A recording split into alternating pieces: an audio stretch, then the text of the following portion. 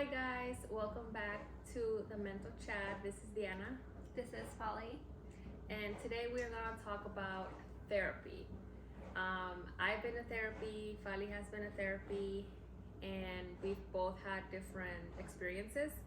So we'll talk about how our experience was each time we went to therapy, and also how it helped us.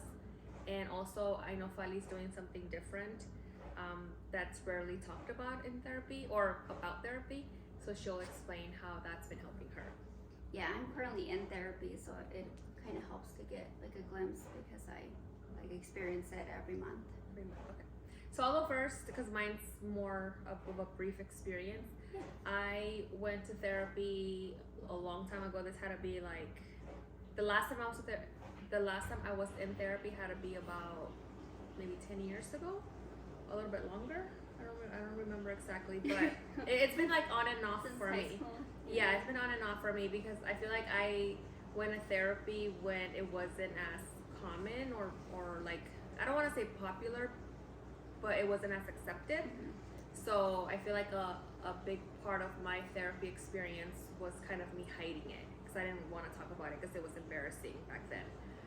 So this had to be over 10 years ago, maybe like 15 years ago. And so in my case, with my therapist, what she taught me was how to change my lifestyle and the way that I was dealing with things.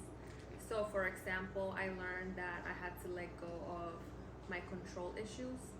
I wanted to have everything go the way that I planned, like all the time, like I had everything planned out. So it was learning to let go of that mentality. Also feeling like I had to do everything by myself, and that's something that I still kind of struggle with. But it was learning how to be able to ask for help and not have to deal with everything alone. Some of the like exercises that she gave me, because it was mostly like that every session. It was like, okay, what are we dealing with this week, and then how can we be better for next week? So I don't know if you do that in your therapy, where they just kind of give you little exercises. Yeah. So a lot of them for me was learn how to meditate, do breath work. Whenever I'm feeling like I'm gonna get a panic attack or anxiety, like I always carry one of these. It's for my hair, yes, but it's also because like it reminds me like stay in the moment. So having this or having like a little gadget. Doing a lot of writing. So like writing for me was a big thing. Writing how I felt at the moment, going back and evaluating why I felt that way. So things like that. And right now I'm not in therapy, but I do plan on going back.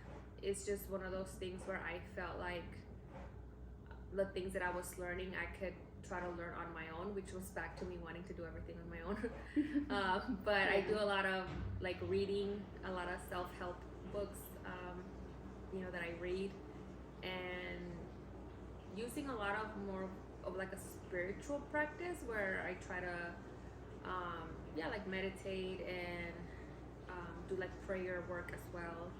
So that's what's helped me and what I learned in therapy, and how to like do that lifestyle change. But I do plan on going back to therapy hopefully either this year, or if not next year at the latest. So yeah. You did Reiki too, right? Yes, I did Reiki. That started actually with me wanting to like calm my body, like through like a lot of anxiety that I felt.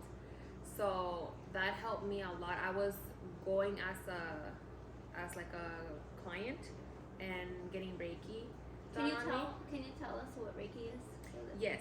So technically, the idea behind Reiki, it's a Japanese practice, and so the idea is that we have our chakras, right? So like our crown, our third eye, our throat, our heart.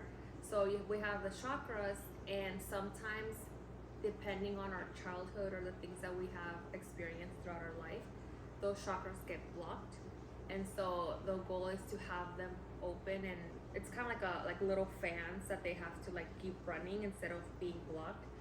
And so through meditation and through actual Reiki, it's like with hands and stuff like this.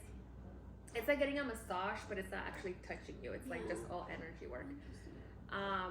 And so that helped me out a lot to like learn how to relax my body. And so I was a customer for a couple years, but right before the pandemic, I decided to learn how to do Reiki on people. So I am Reiki certified.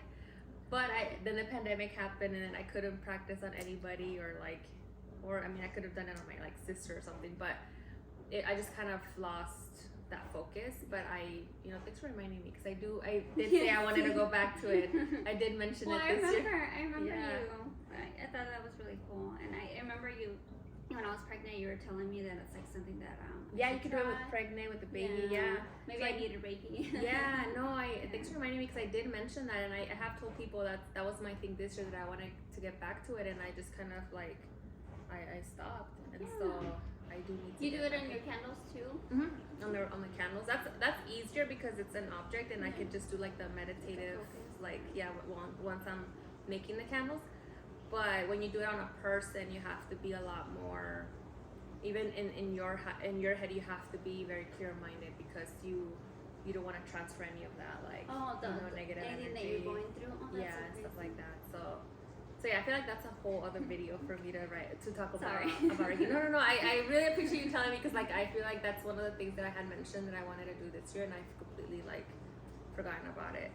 But so for me, it has been like finding ways like that, to learn how to just handle it on my own, and like learn how to like let go of things, or just sometimes we have certain expectations that perfectionism makes us believe that we have to do, or that we have to aspire to be, and it's just letting go of those things. So for me, it's been like an ongoing like self-awareness journey of like, if I'm feeling super stressed out and almost like to the point where I'm not sleeping and feeling depressed again, then I need to evaluate what I'm doing that's making me feel that way. So that's what's been helping me.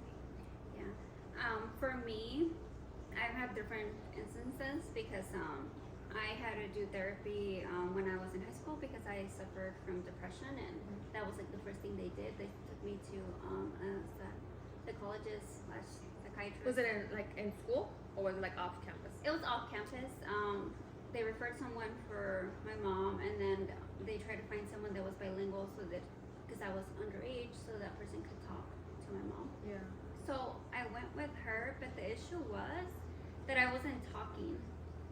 So she would try like to talk to me and ask me what was going on. Like I can't even determine what kind of like therapy she was doing, because I wasn't talking. I didn't say anything. I just like I was at the point where I was completely shut down. So whenever she tried to like push me and like try to talk to me and say things, I don't think I ever said one word to her during the whole therapy session. Was she doing all the talking? Yeah. Like trying to give you information, or trying to get you to talk? Both. She would try both. She had me draw. Yeah. I drew something, and then I didn't. And so that didn't work for me. How long did you go there? I went to different times, and we had lost. So because I got depression when I was my sophomore year, and then I went. So I went a couple times, and they gave me medication. It didn't work. And then I went again my senior year, but I think we had lost insurance, so I didn't want to go as much. So I told my mom, like, it's not working, like, don't even bother, like, nothing's happening. The lady's she did do meditation, like, she would like just try to calm my brain and tell me, like, okay, like, just close your eyes, try to like think, it's very peaceful. And she had like a lot of like the place just smelled like a lot of like essence and stuff. Yeah, like that. Incense. She kind of scared me, but I think I was just really young and I didn't know what was going on. I was gonna say, I feel like going to therapy for the first time when you don't even fully understand what's wrong. That's why I feel like we're both such big advocates on going to therapy when you don't think you need it. Like just going, making it like how you go get your nails done or how you go get your hair cut, because both of our experiences with therapy the first time, it was almost like we were forced Mhm. because It we was were forced. so rock bottom that like we needed help. And so when you're still trying to process what happened to you and still dealing with it, and then having somebody try to make you talk about it, it's kind of like I don't even want to talk to my family. And what makes you think I want to talk to you? Because we don't comprehend the And- illness that we were going through or experiencing. And a couple years ago, I experienced depression again, and I went to therapy because that's what I wanted. First, I didn't want to take medication because I had a bad experience when I was in high school. So when I went to therapy again a couple years back, it also didn't work. And I think it was just the approach that she was offering to me. She would talk to me, but then she'd give me homework. And she's like, okay, do this. And I had anxiety doing homework. Yeah. I was trying to get through school and I couldn't do it. I was trying to get to work and couldn't do it. Like, I had like no focus. Like that was one of the issues that I had. I couldn't focus at work. I couldn't focus anywhere. And she would tell me to journal, or she would tell me to write and tell me to do things, and I couldn't even get myself to do the work. Yeah. I couldn't get myself to get in there and Or sometimes you go through those depression episodes where you can't even get out of bed. Yeah. Or you can't even like brush your hair. And Yeah. It's like, yeah, so her approach did not work because she'd come back and it's like, okay, well, did you do what I had told you? And I'm like, no. She's like, okay, well, let's try this. And you could sense the tone that she was very upset with me. And I'm like, oh my God, someone else is upset with me. yeah. I felt somebody else, somebody new. Somebody new, and it just brought me down again. Yeah. Like you failed at something else. Yes, I felt that something else. It was just so crazy to me now because I think about it and I'm like, oh my God, you're making your clients feel worse.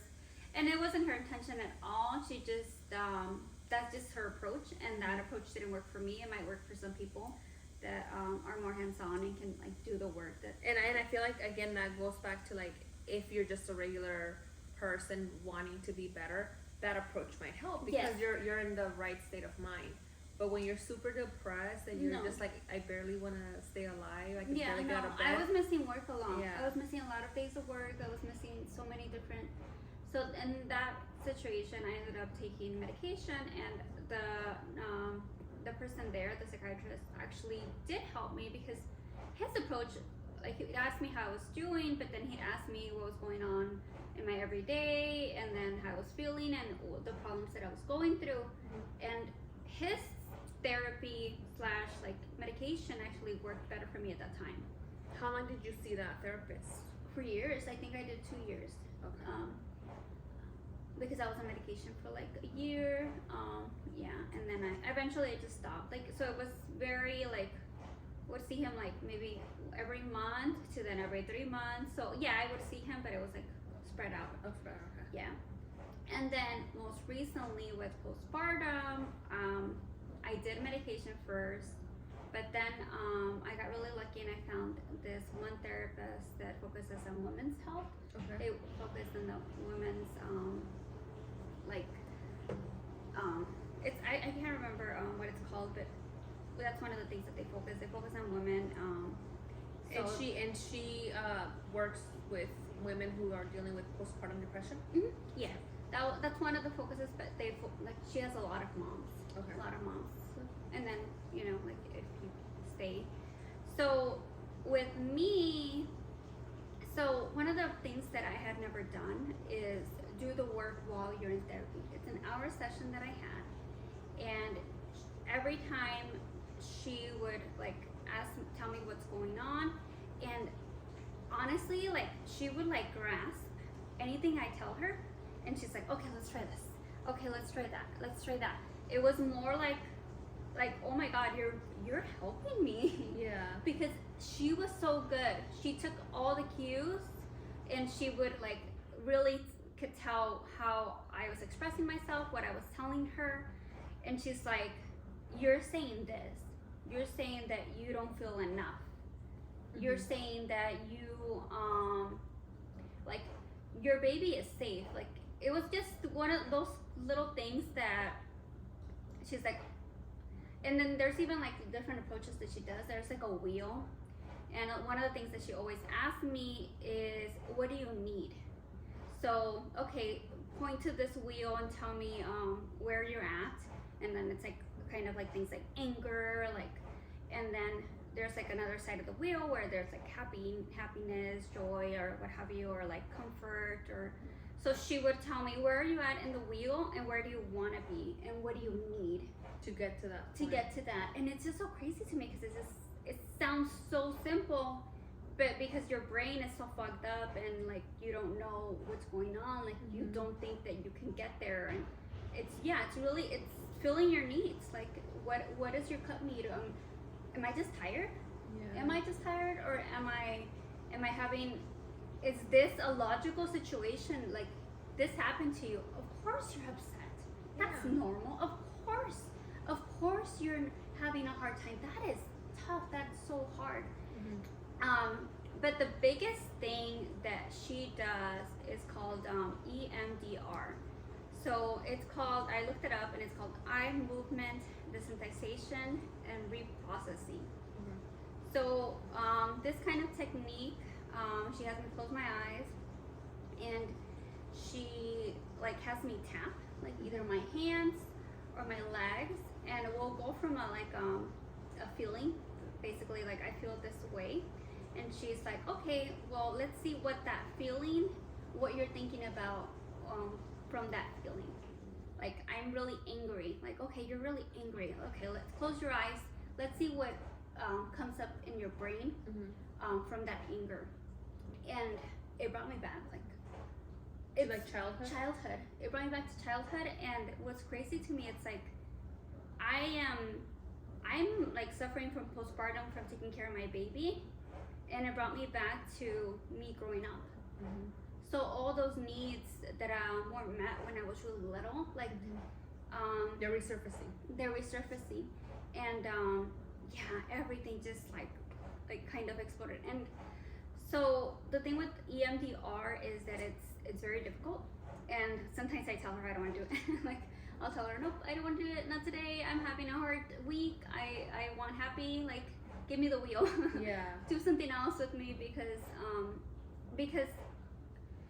and she explains it to me. She's like, we're not going to remove those memories. She basically untangles the memories and for them to make sense to me. Yeah. And she's like, we'll take the memories and we'll place them somewhere, because right now they're hidden, but they're hurting you.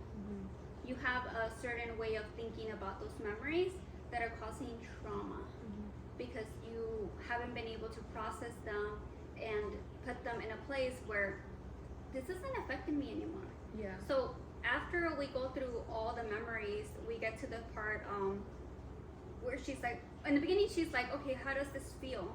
And of course I'm like, horrible, like this every time, like she would wake me up basically and open your eyes, okay, what did you see, how do you feel about it? And I'm like, of course I'm like hurting from that memory, like it's a really painful memory, it hurts so much.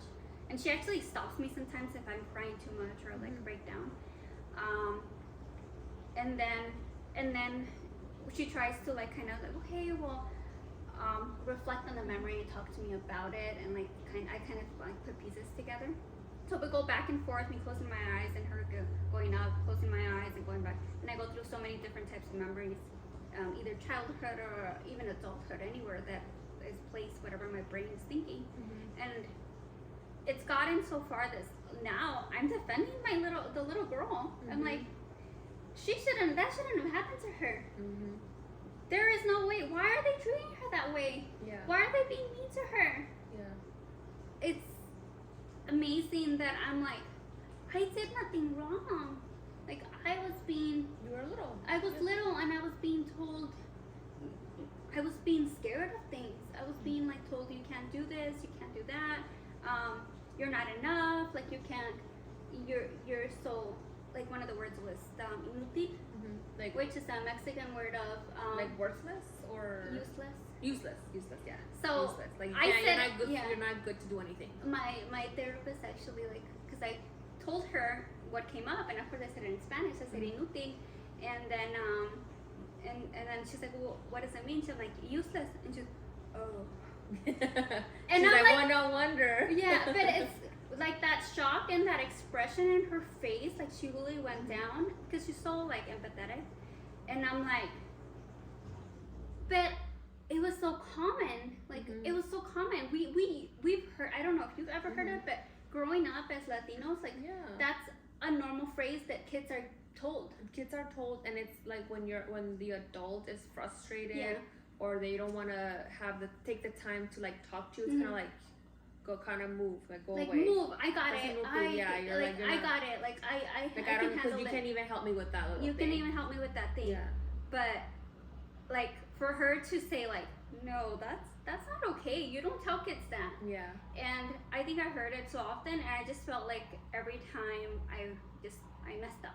Every time I messed up on things, like that's just who I was like. Yeah. And so my confidence levels grew, like have been so low, and my self confidence is so low because of it. Because I one word, and obviously a whole bunch of other things that I've had to discuss, but I would have never known, and I never knew why I had such a hard time with everything in my life until it was brought back. And it's like, you were told all your life that you weren't good enough, and those people didn't know what they were saying at the time because they were under frustration over their world, but you believed them. You created a truth in your life, so true that you live it every day that you wake up. Yeah. And your inner thoughts, your self-conscious, like whatever Yeah. it's doing. I was gonna say like on like the spiritual part of it, it's like your subconscious.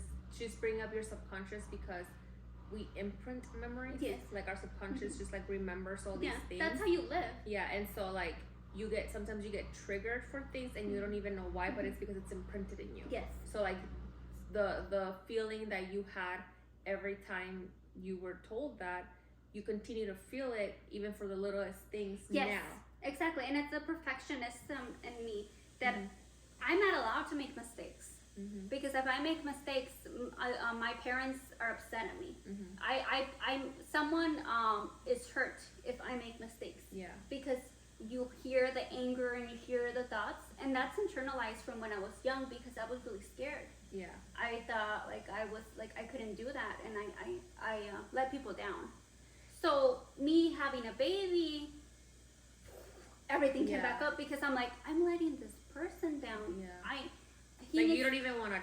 You can't even try because you already like know you're gonna fail. yes, Type of thing. and yeah. that's why the postpartum came back with me Yeah. so hard because that was my childhood, and all kids experience different ways, and then so the diagnosis, because it's been months, years. It's been a year Yeah. because like I started therapy I think in May, so yeah, Yeah, it's been a year. It's been a year now.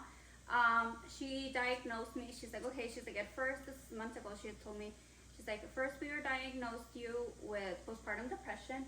She's like, now it doesn't change anything. She's like, but we have like I've determined that you have generalized anxiety disorder due to trauma. Mm. And I'm like, okay, like, and then she's like, this wasn't your fault. Mm-hmm. Like, and I think a lot of the reasons that it sucks because it's just when you have a condition, when it's like in your brain and it's not physical, you blame yourself for it. And then you feel ashamed too because Yeah. nobody gets it. Like Yeah. nobody understands it. So I was ashamed even of my like diagnosis because they're like, this is me. Like, why can't I have a hold of myself? Why can't I control my anxiety? Why can't I have just be normal? Why can't I? Mm-hmm. And she's like, this was not your fault. Yeah. She's like, this was due to trauma. This is you growing up in a certain situation, and this is your body's response, because that's what the response does. Mm-hmm. Like that's, and it holds it in, and then of course it's gonna come back because you never healed it. Yeah. And it's interesting because like what you mentioned right now with like your childhood, like her, like hearing certain words and how kids are unfortunately raised in that type of environment. It's funny because I have the similar, like what you experienced is similar, but mine was different as far as my treatment, because mine was like, since I was little, it was like, you have to be the best, like you have to do this, you have to do that. If you don't get straight A's, why? Like you failed. Yeah. So like for me, it was this constant need to like, I have to perform, I have to perform, I have to perform. if I don't perform, I'm not good enough. Like I have to keep up this like perfectionism going, and I'm constantly reaching for something that I'm never gonna obtain because nobody's perfect. And then what exactly is success, right? Like everybody has their definition of success. So like I was constantly searching for this like meaning of success, and I was never gonna obtain it. No. But it manifested in the same way that it manifested for you, even though our treatment as children was different. Yes. So like it's crazy how it still manifests almost in the same way. And I had something similar too, because that's another thing that I struggle with, because I was always really smart and had really good grades. So I was like, oh, this is my way of showing up. This is my way of looking good. So I had to keep it up. Yeah. And when I didn't, okay, that's adding on another failure because I can't even be smart. Yeah. So yeah, it's a lot. And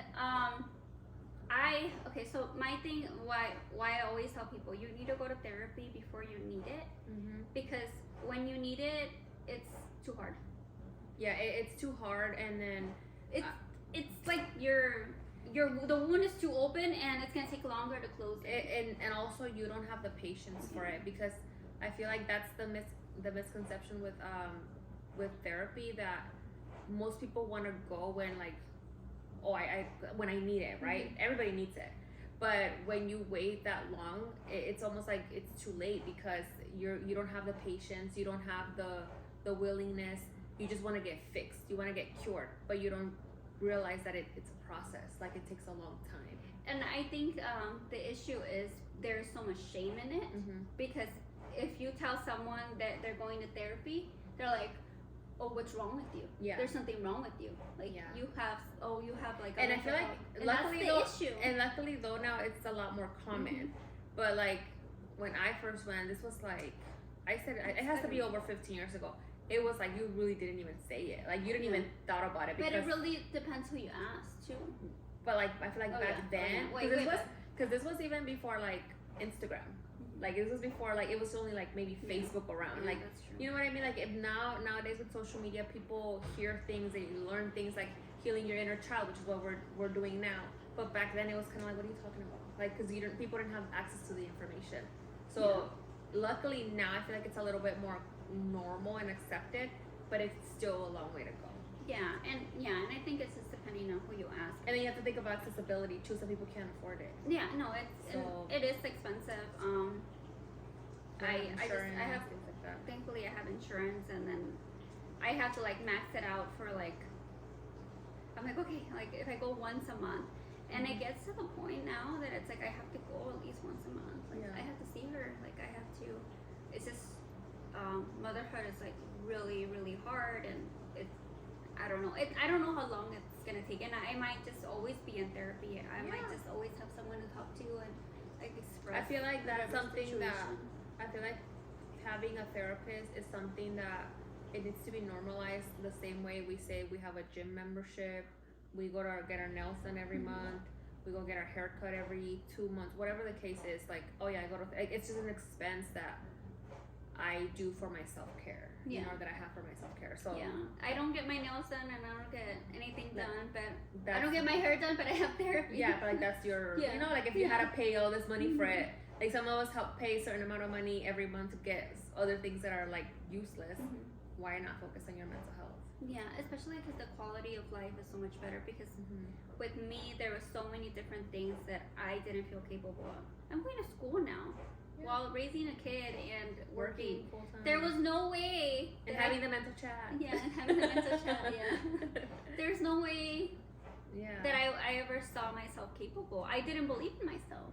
And I feel like everybody needs it, because we all have something that we have to heal from. Even if you think your childhood was perfect, or you had both parents, or you had money, or you didn't grow up poor, or whatever the case is, I feel like we all experience it. Maybe even something that happened in school, like maybe with other kids, and that kind of got ingrained in your head, or maybe you were bullied, or maybe you have a lot of anger because you have resentment from when something happened with your family. Like I feel like everybody needs. There's always something that you can find, and like you wouldn't know until you sit down, and And honestly, it's just finding someone that works for you and is doing the approach, because there is so many different types of therapy and different kinds of approaches. Yeah, and it's finding the right therapist too, Yeah. because the same way sometimes you don't like your barber or your hairstylist or whatever, you go to another one and you don't just not go, right? Like, so it's the same with therapists. If you don't like your first therapist, go to a second one or third one. Definitely, it's like your hairstylist. Okay, if you take your time with your hairstylist, and I think people just give up after the first like one, maybe 2 sessions. You're and still it's like, gonna I'm go find someone else to do your hair. Yeah. You're not gonna give up. You're still gonna get your hair dyed or your cut by someone. You'll find someone. someone. You don't give up. And same with therapists. You have to give it you have to be patient. Yeah, give it a chance. Find someone. Yeah. And it's good. It's so good for you. So Yes. healthy. So we highly recommend it, guys. But if you guys have any questions about our therapy experience, how to go about it, maybe you wanna like ask Fali about recommendation to your therapist or who she knows. Yeah, definitely. Let us me know. Let us know. But thank you so much for watching and talking with us, chatting with us. And we'll see you soon.